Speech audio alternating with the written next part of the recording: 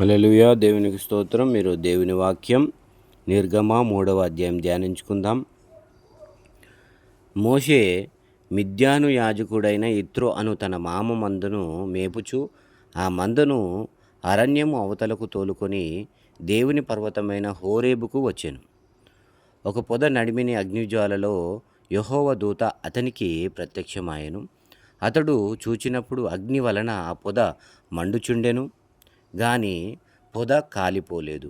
అప్పుడు మోషే, ఆ పొద ఏల కాలిపోలేదో నేను ఆ తట్టు వెళ్ళి ఈ గొప్ప వింత చూచెదననుకొని దానిని చూచుటకు అతడు ఆ తట్టు వచ్చుట యెహోవా చూచెను.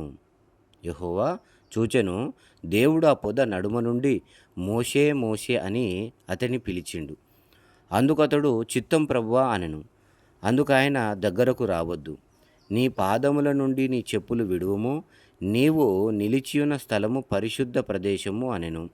మరియు ఆయన, నేను నీ తండ్రి దేవుడను, అబ్రహాము దేవుడను, ఇస్సాకు దేవుడను, యాకోబు దేవుడను అని చెప్పగా మోషే తన ముఖమును కప్పుకొని దేవుని వైపు వెరచెను. మరియు యెహోవా ఇట్లంటుండు, నేను ఐగుప్తులోనున్న నా ప్రజల బాధను నిశ్చయముగా చూసిన పనులలో తమ్మును కష్టపెట్టు వారిని బట్టి వారు పెట్టిన మొరను విన్నా.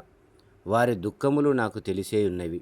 కాబట్టి ఐగుప్తీయుల చేతుల నుండి వారిని విడిపించుటకు ఆ దేశములో నుండి విశాలమైన మంచి దేశమునకు అనగా కనానీయులకు, హిత్తీయులకు, అమోరీయులకు, పెరిజ్జీయులకు, హివ్వీయులకు, మోబూసీయులకు నివాస స్థానమైన పాలు తేనె ప్రవహించు దేశమునకు వారిని నడిపించుటకును దిగివచ్చి ఉన్నాను. ఇశ్రాయేలు మొర నిజముగా నా యొద్దకు చేరింది. ఐగుప్తీయులు వారిని పెట్టుచున్న హింస చూస్తిని. కాగా రమ్ము, నిన్ను ఫరో యొద్దకు పంపిస్తా. ఇశ్రాయేలైన నా ప్రజలను నీవు ఐగుప్తులో నుండి తోడుకొని పోవలెనని. అందుకు మోషే అంటుండు, నేను ఫరో యొద్దకు వెళ్ళుటకు ఇశ్రాయేలును ఐగుప్తులో నుండి తోడుకొని పోవుటకు ఎంతటి వాడను? దేవునితో అనగా ఆయన అంటుండు, నిశ్చయముగా నేను నీకు తోడయ్యుందును. నేను నిన్ను పంపించుటకు ఇది నీకు సూచన. నీవు ఆ ప్రజలను ఐగుప్తులో నుండి తోడుకొని వచ్చిన తర్వాత మీరు ఈ పర్వతం మీద దేవుని సేవించెదరు అనెను. మోషే అంటుండు, చిత్తగించుము, నేను ఇశ్రాయేలు యొద్దకు వెళ్ళి వారిని చూచి, మీ పితరుల దేవుడు మీ యొద్దకు నన్ను పంపెనని వారితో చెప్పగా వారంటారు, ఆయన పేరేమి అని అడిగిన యెడల వారితో నేనేమి చెప్పవలెనని దేవుణ్ణి అడిగిండు. అందుకు దేవుడు అంటుండు, నేను ఉన్నవాడను, అనువాడనై ఉన్నానని మోషేతో చెప్పాను. మరియు ఆయన అంటుండు, ఉండునను వాడు మీ యొద్దకు నన్ను పంపెనని నీవు ఇశ్రాయేలుతో చెప్పవలెననెను. మరియు దేవుడు మోషేతో ఇట్లంటుండు, మీ పితరుల దేవుడైన యెహోవా అనగా అబ్రహాము, ఇస్సాకు, యాకోబుల దేవుడనైను యెహోవా